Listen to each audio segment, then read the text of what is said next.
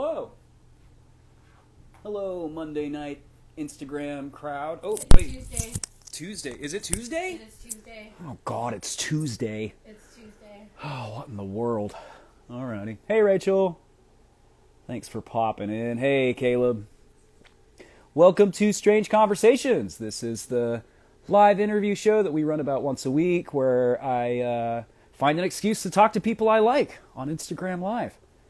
And we have a very special guest tonight. Ladies and gentlemen, drum roll.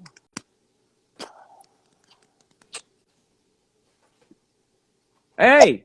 I forgot my headphones. Hold on. That's all right. I was going to give you a proper intro. Seth Breedlove is joining us tonight. Head honcho at Small Town Monsters. It is Tuesday, Matthew. Yeah. Pretty good chance you already know that if you're watching this, but I wanted to do like a proper introduction. Oh, well.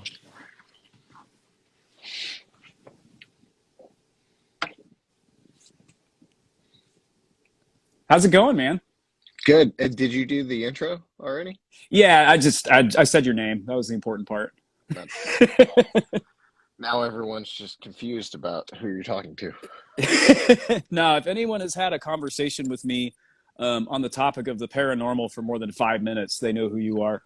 So, suffice to say. Thanks so much for doing this. I know you got a lot going on right now. Dude, my day consisted of Dave and Buster's run and building a train table and a toy box. So that's really important stuff, though. That's my day. Well, my first question was, what is a day in the life of Seth Breedlove like? So maybe that's a good segue. Yeah, I don't know. Well, I mean, we launched a Kickstarter last week, so that's not really like last week is no barometer for what a normal week is like, but I don't know that right now there's a normal barometer for what life is like for me. And we are this morning I woke up and we had a meeting about the Jersey Devil movie that went for like almost 2 hours, and we were figuring out props, what our props are and what our costuming is going to be,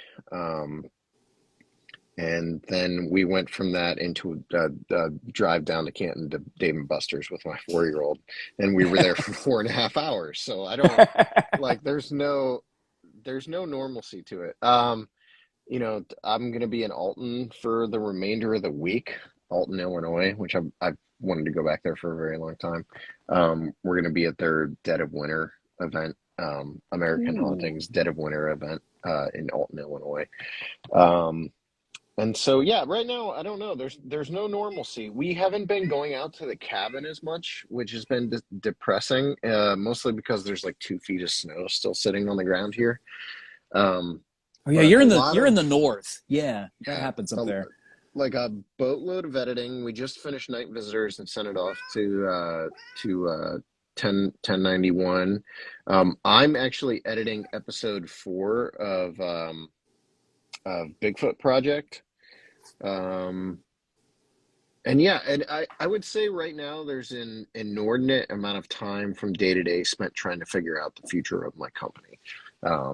I spend a lot of time with like Zach and Heather and Courtney and Andy and Santino trying to figure out like what are we going to do to keep things afloat and what are we going to do next. And that's like the big right now. It's just trying to figure out what the next steps are.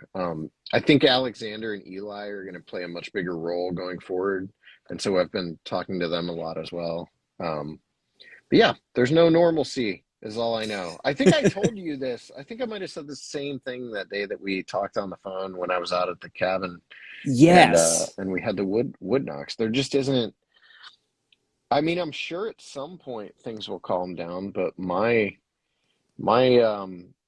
the only stability in my life comes from Tommy and like being, you know, like that's it. Like you can.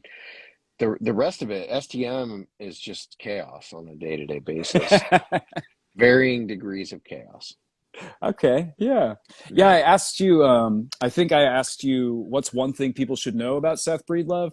And you said it's you hit on literally everything in my notes. It's super surreal. And you said I don't know what I'm doing day to day. There aren't a lot of plans in place. And so Yeah. I was going to ask you, is that still true? And then I was like, well, no, it probably is. So let's I find out mean, what the that day to day is like. in general, I have lived my life without a plan in place for a very long time, and I find that that is the best way to live one's life. Um, don't make don't make decisions based on emotion, but um, yeah, you also gotta go where the path is leading, and sometimes that takes you in some unexpected directions, and for sure, like dude, like 10 years ago, if you told me I would be doing what I'm doing right now, I never would have. I mean, I sat in medical billing jobs for 10 years, hating every minute of it. So you've And done a bunch of different stuff that's not paranormal mhm. or filmmaking centric, right? Oh yeah, yeah. Yeah, I repossessed homes for a while. That was the weirdest job I ever had. That's where you like go into someone's house with other people, including the sheriff. And most of the time, the other people have guns, and they're like, "You got to get out of your house," and then you got to take their home from them. So I did that for Ugh. a while. Yeah, I had tiled floors. I've done landscaping. I've done a lot, but um, what I'm doing right now is my favorite thing I've done. It's the only thing I've ever done um, where I call the shots and I get to lead. Um, for better or worse, I'm leading a group of people, hopefully not to our own demise. No, it's But working out. It's going yeah, well. it's going all right. At least from this side of the table, it's going well. Yeah. Was there like a catalytic moment for you, or what was the moment where you were like, "This is what I'm doing now. Like I'm going to do this all the time." Yeah, well, that was during Minerva. So Minerva came out of I was writing for newspapers still then, Mhm. fairly frequently. I was freelancing for the Massillon Independent, and I was freelancing for the Medina Gazette, and this would have been in the summer of 2014. I started making Minerva, and sometime in the fall of 2014, I started using my contacts at the local newspaper to get publicity for the movie I was working on, because why make a movie if no one's going to watch it? Yeah. Um, so Leverage we your started resources. Yeah. right. So we started using my contacts, and it became pretty apparent that people were excited about Bigfoot.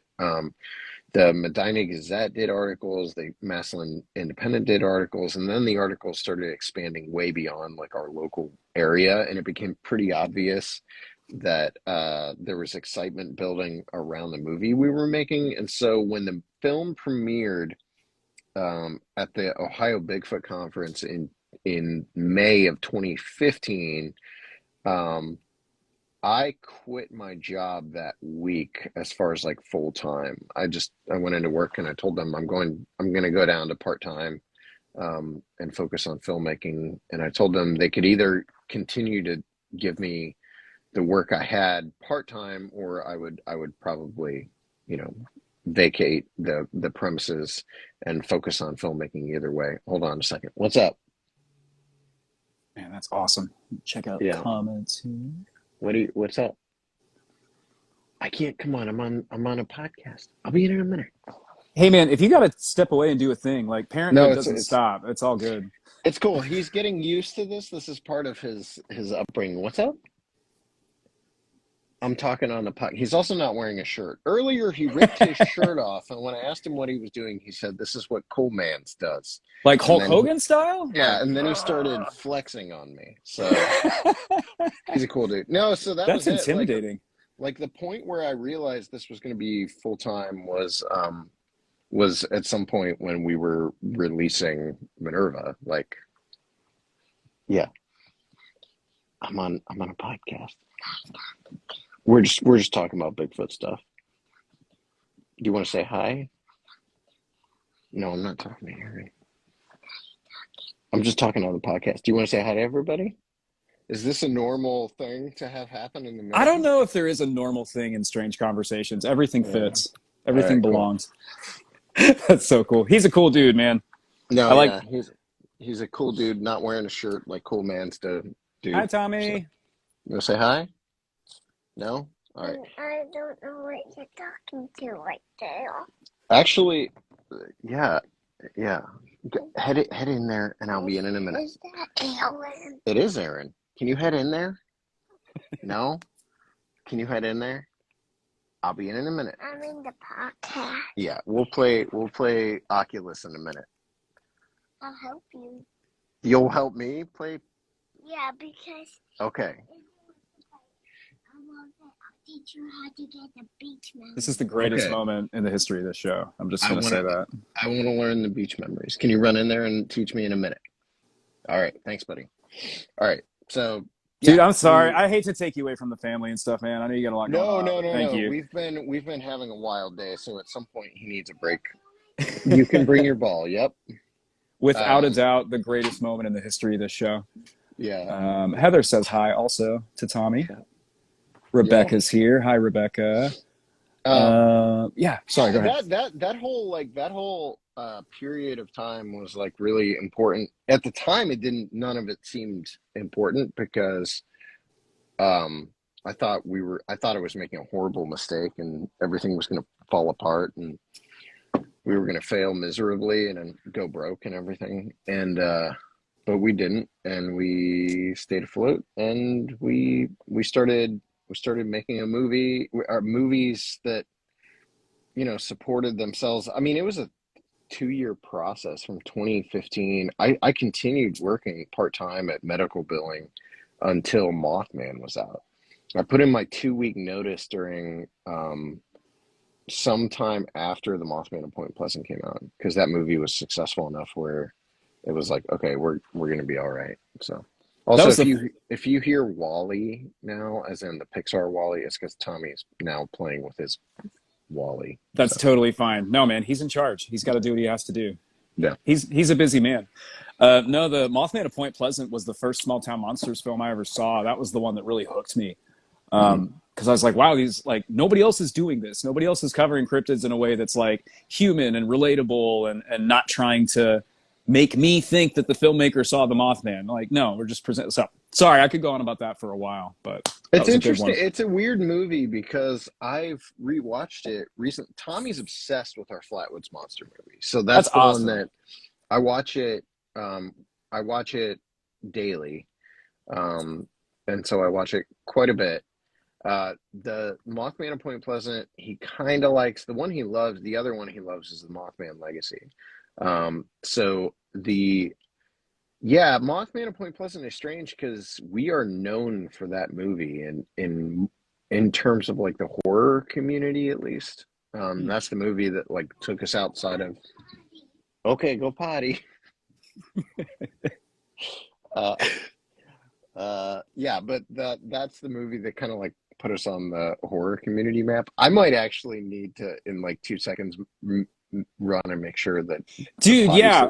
Hey, if you, okay. bro, like if you gotta go, I totally understand. Any of your times, No. but I totally understand. No, I can be on here as long as we need. But as far as like double checking that he's maintaining not falling off the toilet. No, for real, man. Yeah, parenthood doesn't stop. Like I said. The light didn't turn off. Can you keep your pants up? You're on. Okay. Give me like a minute. I'll be right. Take your time. Take your time, bro. No, I just appreciate you making the time.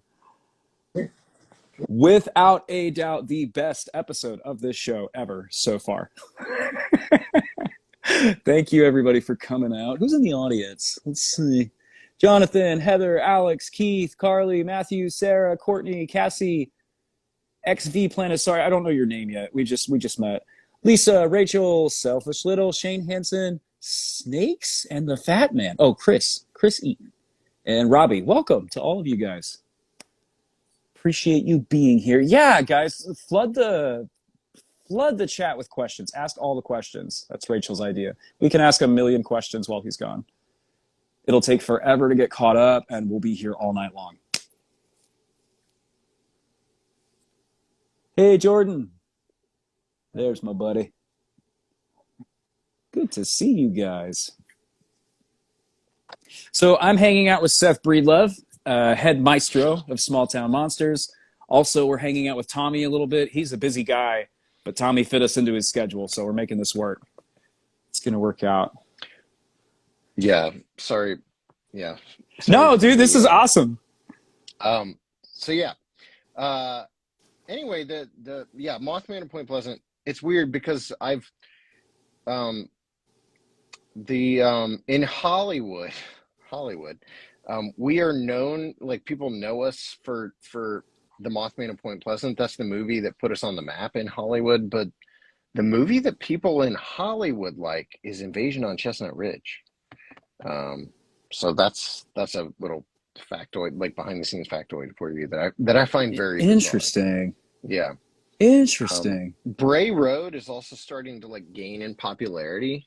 But like Mike Dougherty, the guy that directed Hide and what is that movie called? The Trick or Treat, not Hide and Seek. Trick or Treat and Godzilla King of the Monsters. He's a big STM fan. Apparently, really enjoyed Really? Wow. Invasion. And Invasion's also the movie that that Adam Wingard contacted me about.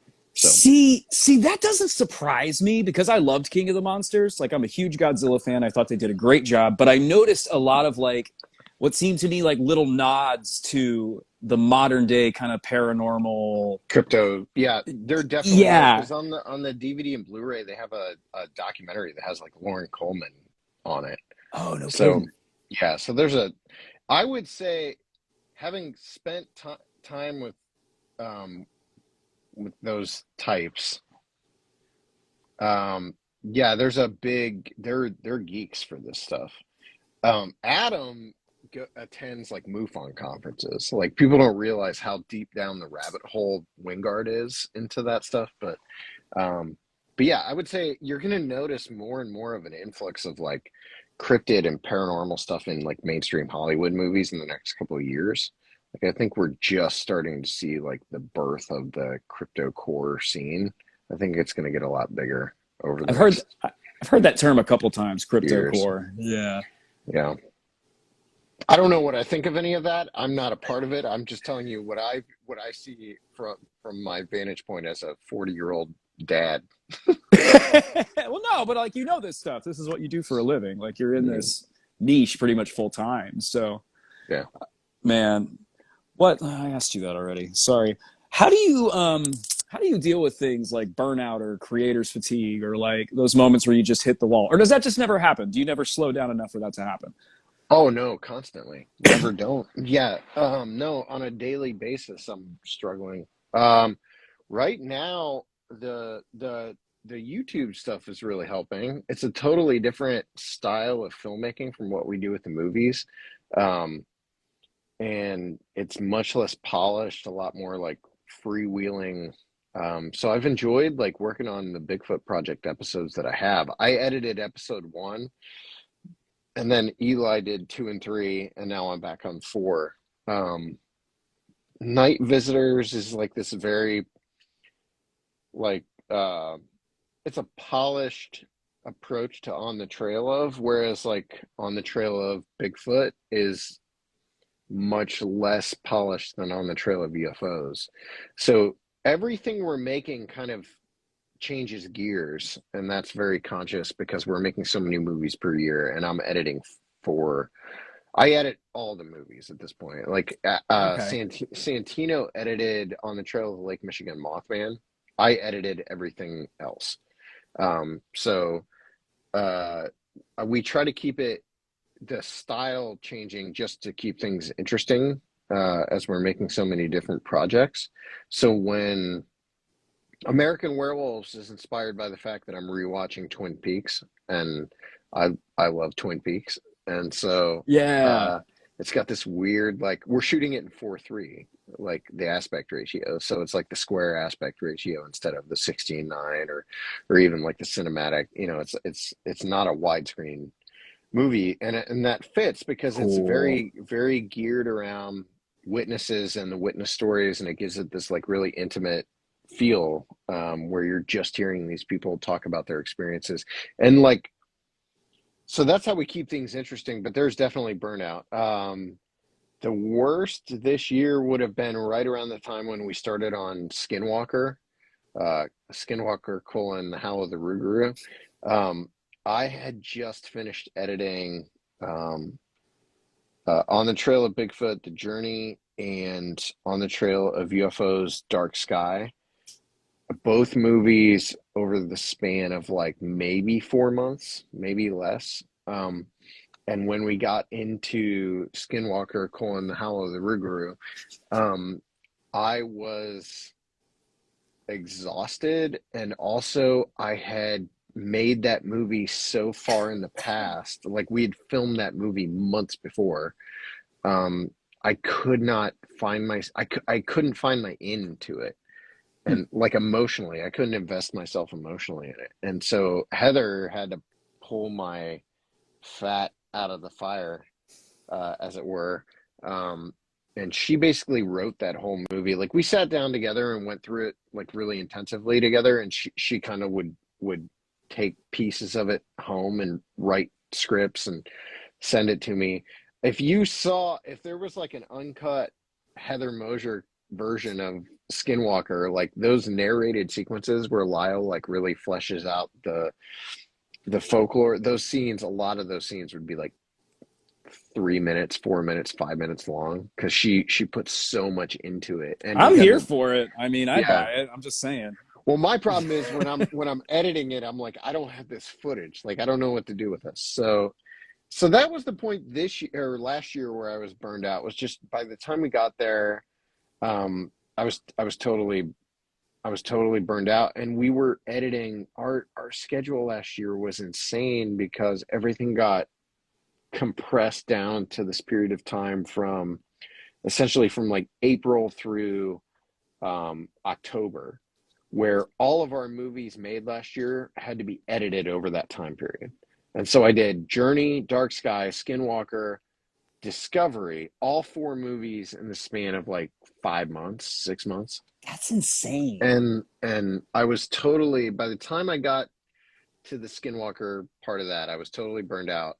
By the time I got into editing Discovery, I was coming back around, and I got my in again, to everything. So what we're doing now, what we're trying to do now to keep me from reaching that point, is to shoot a movie and then immediately be editing it.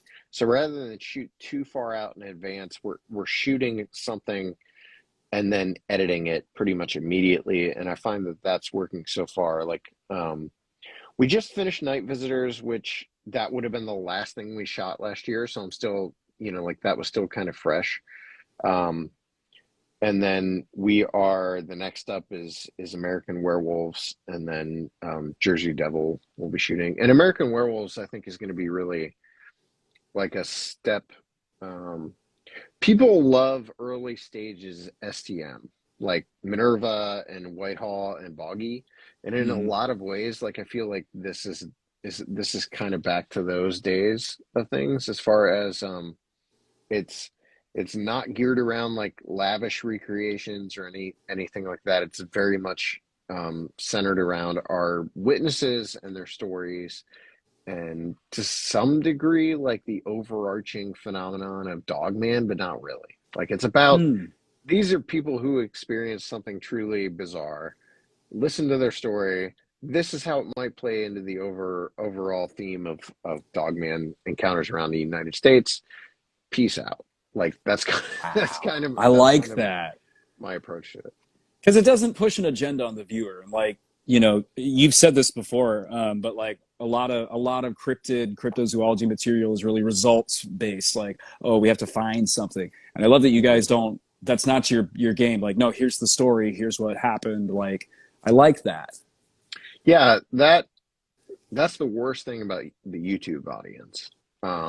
God bless YouTube, because it gives us another outlet and another medium and another style of filmmaking.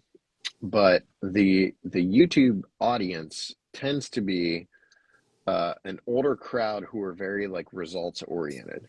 Like, like they want evidence. Give me all the evidence you've got. And if you don't have that evidence, then you're garbage, you're trash. Like they go off. Like it's a tough crowd. STM has never been necessarily about quote unquote evidence. And I don't think we're changing that. But just the nature of projects like Beyond the Trail and Bigfoot Project is going to challenge the walls, some of the walls that we've built ourselves surrounding that approach. Because, I think like stuff like episode 4 of Bigfoot Project is going to, it is the antithesis of what you see on network television about Bigfoot. It's literally an episode of the show where I go out into the woods and I'm like literally nothing's happening here. And like this is the reality of what it's like to be a Bigfooter. I was Like, gonna say that's how it is, right? I yeah, mean, yeah. So I don't know. It'll be interesting going forward to see how we can continue to challenge ourselves and find new ways to tell these stories. Um, Jersey Devil is going to be fun yeah, because I want to talk about Jersey Devil. Like, you yeah, know yeah, yeah, yeah. Sorry, go ahead. You're already no talking no about it. no, ask me anything specific if you want. Well, no, like what? The only question I really wrote down on this one is like, what brought you to the Jersey Devil? Because that is such an interesting, specific story. And actually, Jonathan Dodd, our mutual friend Jonathan Dodd, earlier. I want to scroll back up here and make sure this is the person that said this. Yeah, Jonathan says, I need a good cinematic Jersey Devil birth scene. Will we see that in Bloodlines? Yeah. Oh yeah. Sick.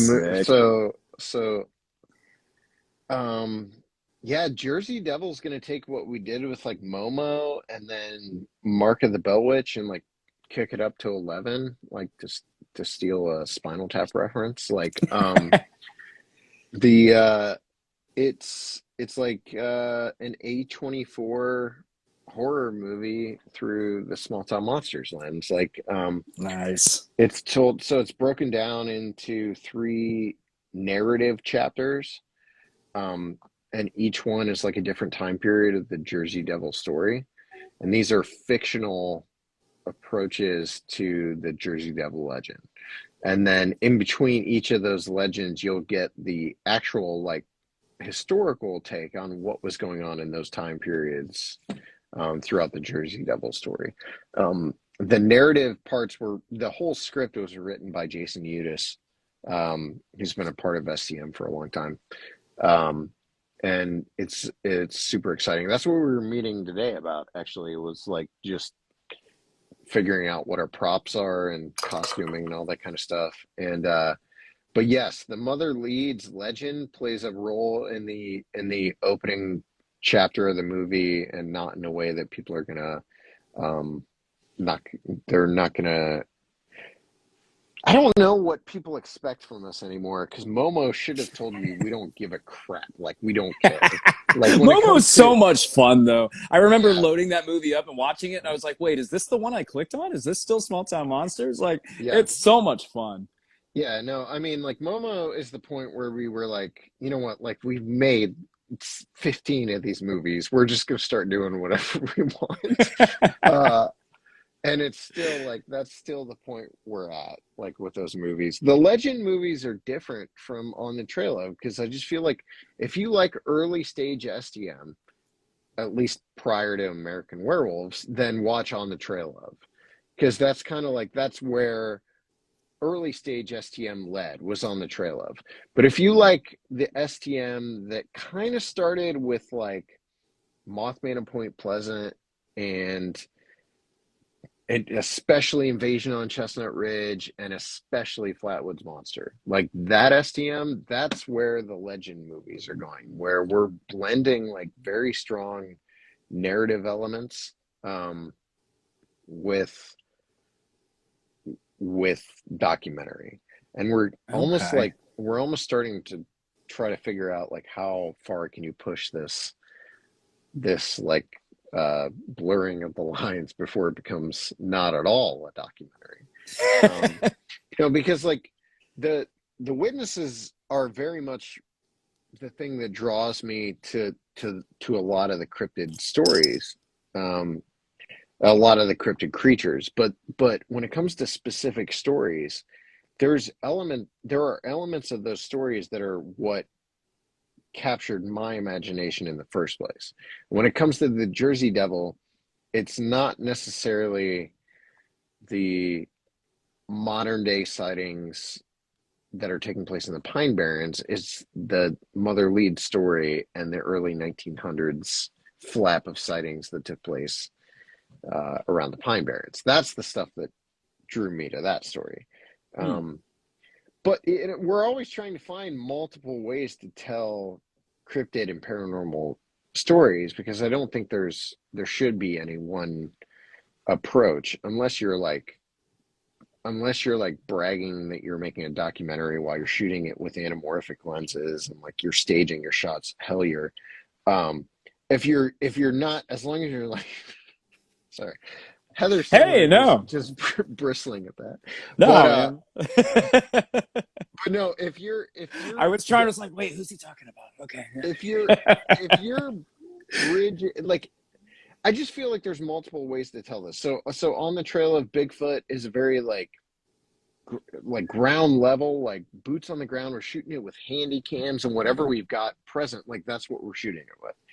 And then we've got On the Trail of UFOs, which tends to be much more polished, a lot more polished and very like effects heavy. Like Santino really goes in on UFOs projects. Like I give him a lot of work when it comes to UFOs.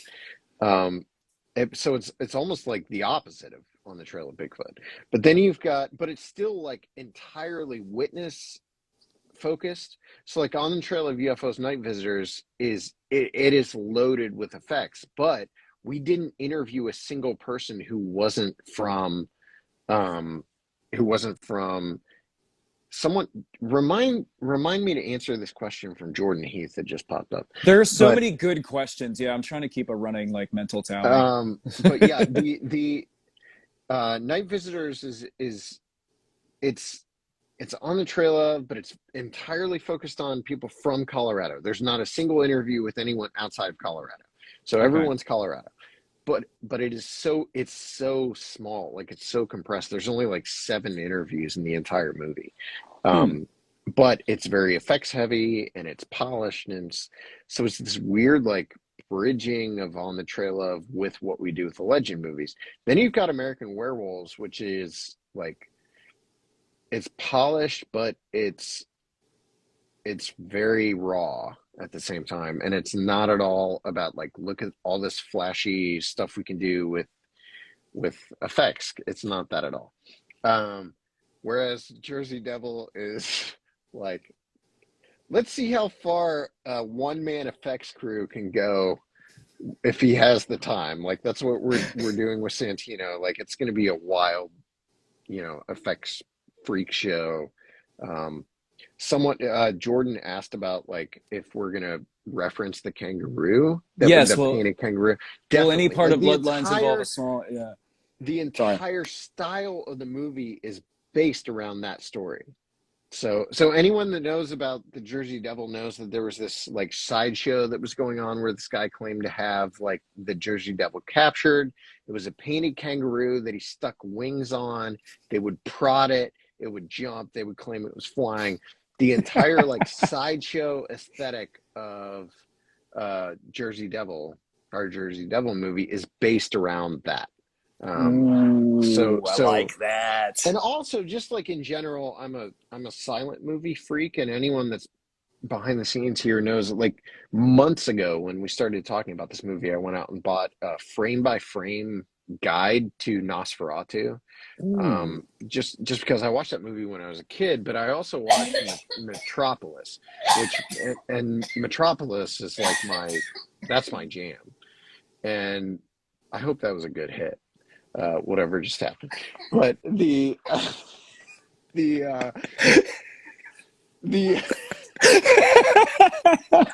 I think it was. All right, good. That's all that matters. But yeah, the Best day ever. Nosferatu and Metropolis are like two of the silent movies that I really adored. And we used to have, dude, I was such a nerd. Like when I was like from the time I was 18 until I was like 25, I'd have these weeks or months where I would only focus in on one genre, and that's all I'd watch a film.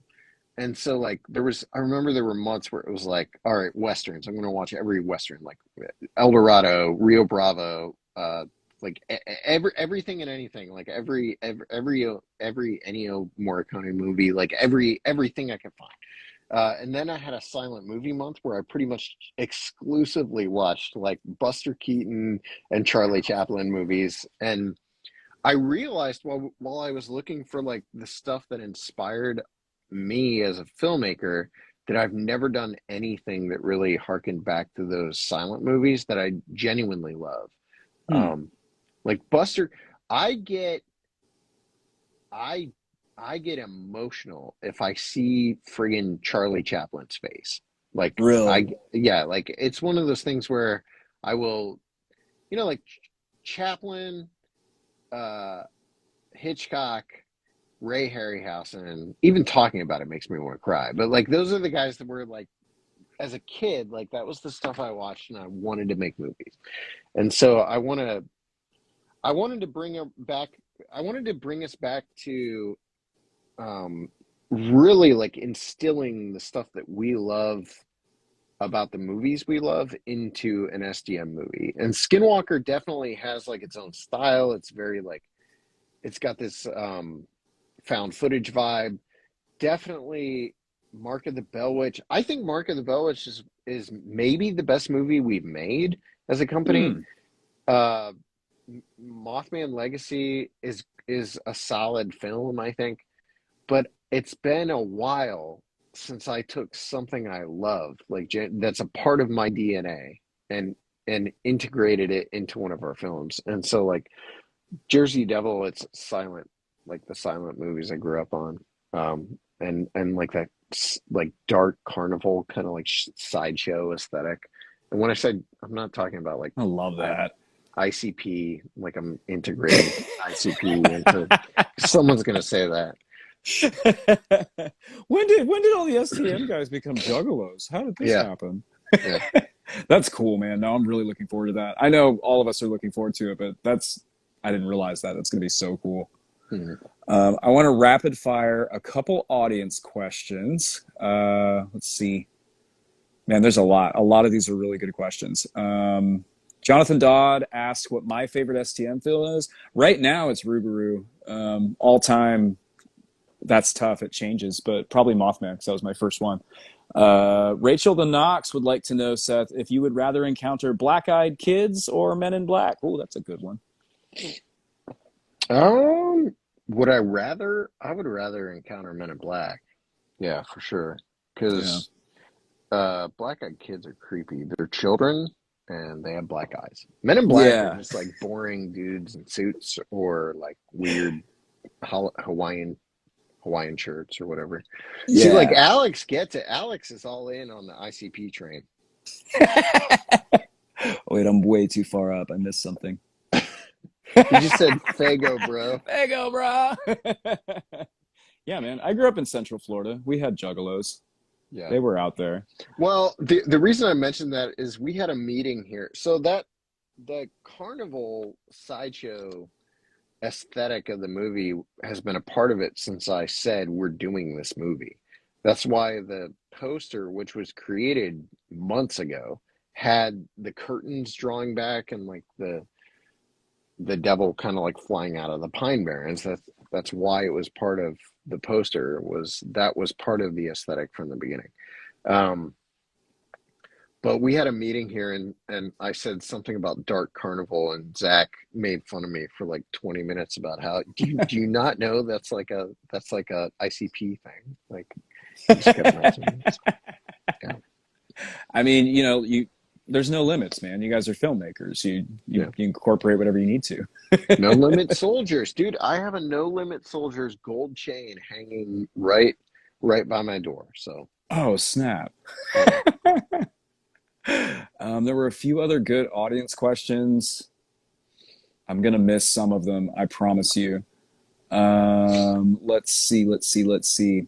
I have a question for you. This is kind of a change in gears. Can we talk homeschooling a little bit? Like, Oh yeah, yeah. that'd be cool because you were homeschooled growing up, right? Hmm. Yeah, I was homeschooled. I I was didn't gonna start say taking. you were too. Yeah, yeah. Yeah, yeah. I remember learning that recently, and I thought that was super, super cool. And you guys are, if I understand correctly, you're going that route with your son as well. Is that right? I don't think so, but like Okay. I would like in a dream world. So my mom owned a bookstore as a kid, and Wow. my dad owned a retail or a mail order craft business before that was a thing. So like mail order was like the internet before there was the internet. Like people mailed in orders and my dad would mail them their order, and that was like way ahead of its time. Like now that I'm aware of what he did as an adult, I'm aware of what he did. I'm like, that's pretty impressive. Like he was doing things that were fairly ahead of their time. But my mom owned a book business, and so for 7 or 8 months out of the year we traveled as a family of six. Wow. um, Are you the oldest, middle? Where do you fall? I'm kind of in the middle. There's four. I have three siblings. Okay. Um, and so yeah, we traveled around the United States together and did book shows on the weekends, basically from March through November.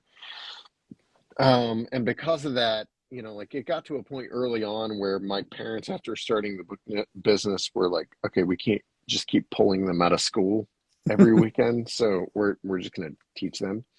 Um, and so that was, very early on, that became part of my life, was traveling every weekend, from March through November, and getting to see large chunks of the world. What I realized as I got older is that was eventually like it became part of who I am. And I'm to the point now, like this is a weirdly personal thing to say, but No, that's I'm why I to was the like, is it okay if we talk about this? Because no, it's more it's personal it's than. it's totally fine. But like I'm at a point now where I'm more comfortable in a hotel bed than I am in my own home. And Wow. it's been that way for a while. Like I would rather be out, like, seeing the world, than staying in one place. And I really think that just comes from the upbringing I had, and traveling and being in a really, like, now that I look back on it, we had a pop-up camper. So from May through October, essentially, we were mostly traveling around in a pop-up camper. Like that's how we were sleeping at night. That's Six so cool, people, though. six people pop up in a pop-up camper, two boys, two girls, and then my Damn. parents. Like, um, now that I'm older, like it all makes sense why I am the way I am. But at the time, and even starting this, and for the first, few years we did this, it didn't make sense.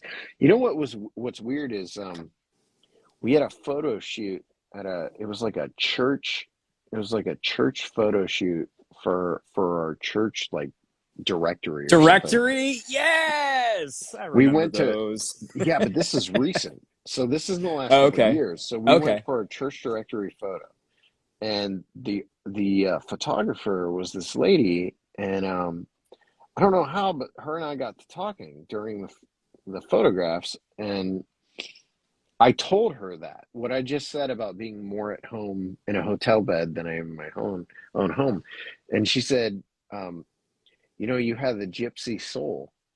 And I said, "Really?" And she's like, "Yeah, the gypsy soul in you." And then she told me apparently like her family's gypsies. Well, my family's gypsies. So this is like apparently Wow. like, yeah. On my dad's side of the family, like they hail from Germany, but there's a lot of like gypsies in the family. So that's a part of who I am that goes back generations apparently, which I think is so cool. Like it just, Yeah. whether you can't escape it. Like it's just part of who you I was are. gonna say it's like it's a part of you regardless. That's Yeah. so interesting. And so I've always thought that might have been because that would have been around the same time that like Mothman was coming out when she told me that. And And you know, there have been moments over the years that have like kind of pointed me on the path that I'm supposed to be on. And there was that. We did a shoot this past summer that was in Sutton, West Virginia, and it was an On the Trail of Hauntings, which is no longer a thing that we make. Um, but we were there filming On the Trail of Hauntings, and I ha- I had so many moments on that shoot where I was like, this is the way I want life to be. Like I was with some of the people I love the most, and we were just enjoying doing something together creatively that like we really, I don't know, we bonded over what we were doing. And there was there was one moment, I don't even know that he realizes this. I've told him twice, but I don't think he understands. I was with Les Odell, and Les and I were sitting on the porch of the Heyman house together, and we were talking about our moms. I have I have another mom experience this year that was really poignant and probably helped point me in the way I'm supposed to go. But um, Les and I were sitting on the porch of the Heyman house in the middle of like a paranormal investigation. We're filming this episode or something. We just talked about our moms for a while, and that there was something he said and some things we talked about that were like, this is what I want to do. Like, I don't want STM and my position at STM to be so tied into film something, edit, film something, edit. Like, I want to be able to get out more, and experience more and travel more. Because that's what drew me to STM in the first place. And I found in the last few years there's been a lot of like, like not doing that. And so this was like a really big moment. The other one was we were in the middle of filming uh On the Trail of Bigfoot, the Discovery.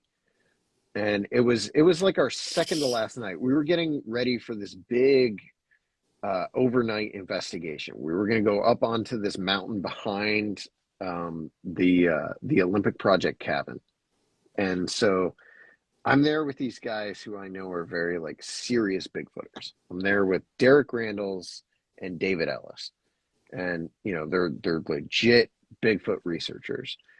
And we're sitting in the Olympic Project headquarters. It's just the three of us. There's no one else there. I don't know how that happened, but the three of us are alone in the headquarters. And they were playing Elton John and pouring Crown and Cokes, and it turned into this discussion about our moms that went on for an hour. And then we started talking Wow. about Vietnam because my dad served in Vietnam. And so we had this discussion about our moms though that was, so my mom's battling cancer that's Yeah. more than likely terminal. It is terminal. Like she was given 6 months to live a little over a year ago now. So the fact that she's still with us is like a miracle. That's But we awesome. Yeah. we were together just talking about our moms, and it was one of my favorite, maybe my favorite SDM memory, like single memory. It might have been the most memorable little moment where I was with these guys, and we were completely different. I would assume that all three of us are completely different generations because I think Derek is maybe 15 years above me, and then David's probably 10 years above him. So we're generationally we're not on the same plane. But we were talking about our moms and our memories of our moms, and those are the moments on an STM shoot that are memorable. People want, like, especially the YouTube crowd, they want it to be like us talking about like a wood knock in the forest or something. And I've certainly had those moments that are really memorable, like Heather and I out at the cabin or whatever. But my favorite moments tend to be things like talking about my mom with David Ellis and Derek Randalls while we listen to Elton John. Or like there was this one, I always think about this. I was in Adams County, Ohio with Shannon LeGros, Adam Dugan, and Brandon Dalo. And we were out in the woods with the Ohio Night Stalkers. And and we had been with them for like 2 days. We were holed up in this cabin. We had, gone out in the woods and heard some really crazy, like mostly coyote noises, but we had heard some really crazy stuff. Um, and I remember that there was a moment where we were all standing there and they were telling their Bigfoot stories or whatever. And Shannon was like into it. She's listening to them. Brandon's talking to him, and Adam's into it and everything. And I ended up walking off on my own.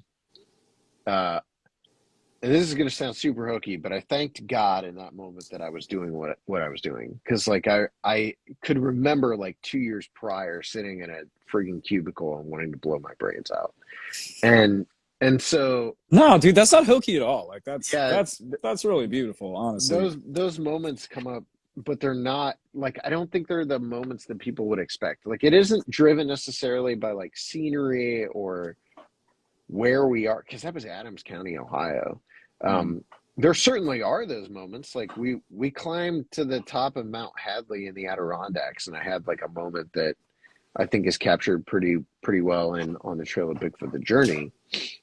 But the really memorable part of this is like those really small, like personal times where you're, I don't know, connecting with people, or you're It's like connecting, human moments, right? yeah, or you're connecting with yourself, or you're learning something about yourself that you didn't know. That's really awesome, dude. Wow. Yeah. I didn't necessarily expect the talk to go this way, but thank you for sharing that. That's really awesome. That's super Yeah. cool. Let's see. A couple of our friends in the audience were homeschooled as well. I saw that. Jeremiah. I had no, I don't think I knew Jeremiah was homeschooled. I didn't either. Yeah. Yeah. That's awesome. Great minds get homeschooled alike or something. Beautiful. Rachel has a question. She asks this on most of our live streams, and I think it's really important, really topical. Most important question: would you rather fight one horse-sized duck or 10 duck-sized horses? One horse-sized duck. That duck will murder you. Yeah. Duck-sized horses. Yeah, I'll take the horses. That's what are that they going seems to to do? be the common one, yeah. They're going to like kick me. Yeah. Although a duck is less terrifying than a goose. Like if you tell me like a Canadian goose is coming after me, that thing's gonna, and it's horse sized. That should be a horror movie. That's horrifying, right? Yeah. Yeah. Birds are not to be trusted. Yeah. In a little. Hey, buddy. You want to wave? You want to say hi? No? I'll be in a minute, okay? We got to start getting ready soon. All right. Shirtless. Hi, right. Tommy. You want to wave? No? All right. He's like, no, I'm cutting into his evening. Yeah. Let's see. Da-da-da. All right. Oh, they're on there. They're watching. There's millions of people watching. Millions. They're there. They're hiding.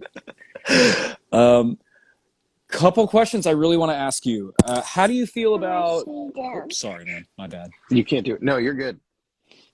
I feel like asking if he can see everyone watching, which you can't. But hey, Alex Petikov says my man Tommy. So that's a big thing. All right, what questions you got? Sorry, man. No, like I You're good. Sorry. No, you're good. There was a campaign recently to rename the Texas Chupacabra. You might have heard about it. It was on Instagram. Yes. Yeah. Just wondering what your thoughts were on that whole thing. What did it end up with? Texas Terror Dog. Texas Terror Dog. Mm-hmm. I don't think you have headphones that are going to work, buddy. The Texas Terror Dog, it's fine, but it's like, that's not indicative of what are we talking? See, the problem with, we've done multiple, don't pull that because that's attached to Andy's computer. You're going to pull his whole computer over. Come here. The problem with Chupacabra, here, I'll give you one of mine. The problem with Chupacabra is it's so convoluted given the historical nature of the report. What are you doing? I can't hold it in your ear if you're pushing it away. Oh. Okay. Do you want it back? Mm-hmm. Okay. I don't want you to hold it. Okay. Well, let me see. Hold on, guys. I'm trying to make sure I can get this earbud. Is that in? All right, cool. All right, so say something, Aaron, so he knows you're there. Hey, Tommy. Can you hear that?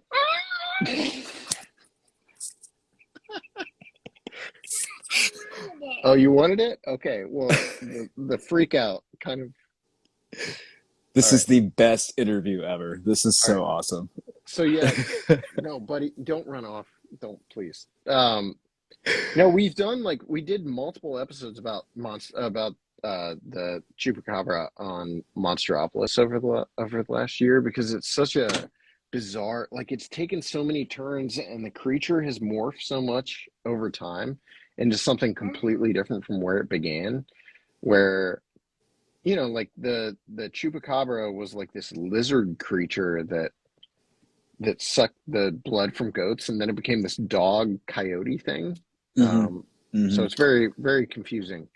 But the name's fine. It's not from. Oh, sorry, buddy. It's not from Texas though. Like we can't steal the only thing I could see there is if what we're trying to do is rebrand the Texas variant. Yes, that's the idea. Maybe I didn't ask the question right. I tend to do that. But the idea the idea was to rebrand the Texas version so that way the Mhm. chupacabra is from Puerto Rico. Remains. Okay. Mm-hmm. Mm-hmm. Then yes, I would say that's a good name for it. Okay, cool. Just curious. I got to talk to Lyle yesterday for Paranormality, and he also liked the name. So, Mm-hmm. gonna Yeah. write that down. We're on record now. Yeah. Lyle and Seth both like it. Man, we've had such a great conversation. I don't want to keep you too much longer. This is not a question. This is just something I wanted to tell you for a while. Mm-hmm. Couple years ago, we had lost a loved one. Things were not going so well, and I was looking Mm-hmm. for a place to kind of like occupy my mind. Yeah. And that's what Small Town Monsters documentaries were for me. That was my introduction to you guys. I was not in a Oh, great awesome. spot, and it really helped me get navigate that stuff. So that's one of the reasons I'm such a big fan of what you do. And I've hoped to have the opportunity to tell you that for a while. So pardon me for being sentimental, but No, just dude, the that's truth. super cool. Anyone that knows me knows that I'm like I'm the most corny, sentimental. Like people. No, I appreciate that. I appreciate that a lot. No. And I'm sorry about the loss as well. But No, yeah, it's it's weird life. the stuff that'll carry you through, while you're going through that stuff. It's always bizarre. Like I remember when I was losing my grandpa, it was the show Lost. I rewatched, or I was actually at that point in time, 2007.